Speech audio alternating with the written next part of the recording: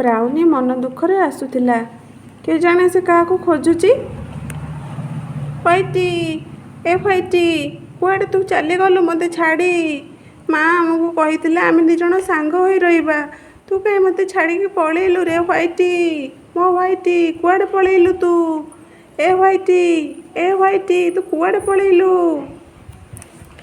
ଏତିକି ବେଳେ ଗୋଟିଏ ବିଲେଇ ଆସିଲା। ଆରେ ବ୍ରାଉନି, ତୁ କ'ଣ ଏଠି ଯାଉଛୁ? ଆରେ ବିଲେଇ, ତୁ ମୋ ହ୍ୱାଇଟିକି ଦେଖିଛୁ? ନାଇଁ ତ, ତୁ ହ୍ୱାଇଟିକି ମୁଁ ଦେଖିନି। ତୁ କ'ଣ ହସୁଛୁ? ମିଛ କହୁଛୁ ବୋଧେ?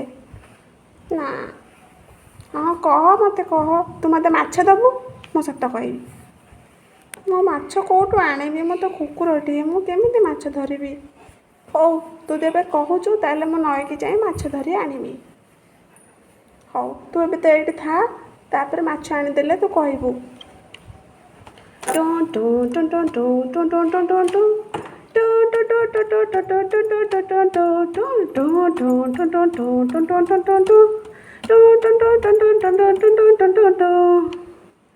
ଏଇଠି ତ ଗୋଟେ ପୋଖରୀ ଦେଖାଯାଉଛି, ହେଲେ ମୁଁ କ'ଣ ମାଛ ଧରିପାରିବି? ନା ମ, ଯାଉଛି ଆଉ କାହାକୁ ଡାକେ, ମାଛ ଆଣିବା, ତାପରେ ଇଏ କରିବା। ଆଚ୍ଛା ହଉ, ଦେଖେ। ଆରେ ପୋଖରୀରେ ତ ବହୁତ ପାଣି, ମାଛ ମୁଁ କେଉଁଠୁ ପାଇବି? ବିଲେଇ ମୋ ସାଙ୍ଗରେ କପଟ କରୁଛି, ତାକୁ ଉଚିତ ଶିକ୍ଷା ଦେବା ପାଇଁ ପଡ଼ିବ।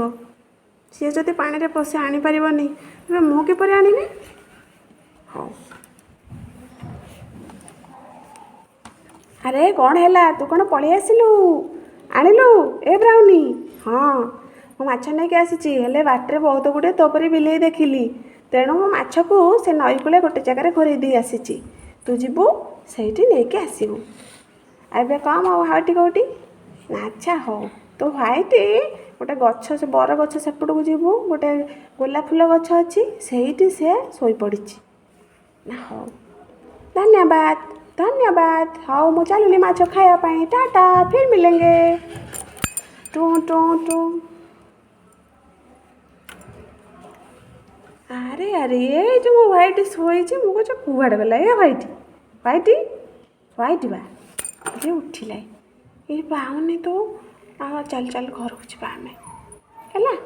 ହଉ, ଖାଇବା, ମା ଡାକୁଛି, ଖାଇବା।